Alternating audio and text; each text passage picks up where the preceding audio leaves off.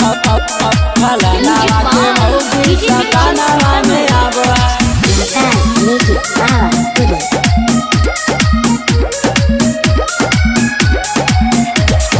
हमरे ही घरवा में टीवी देखे आबो है।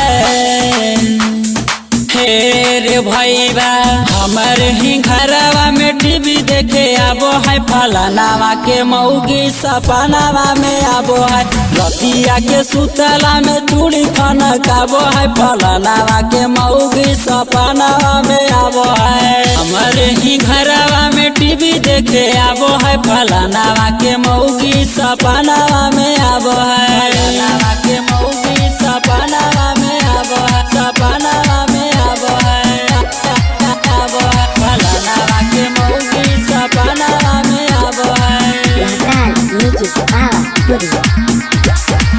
लाली लगाबे होठा लाली लगाबो है। काली काली साड़ी पहने खूबे झमकाबो है। झमकाबो है लाली लगाबे होठा लाली लगाबो है। काली काली साड़ी पहने खूबे झमकाबो है। हमर करे जावा पर तिरिया चलाबो है।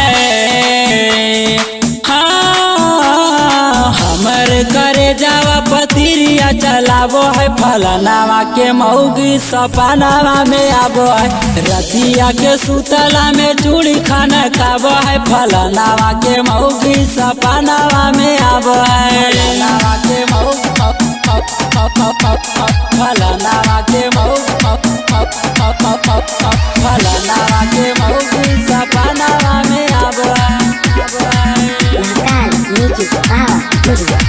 लगो है कमाल कर माथावा के बिंदिया। श्याम देव देहाती के उड़ा दे है निंदिया। दे है निंदिया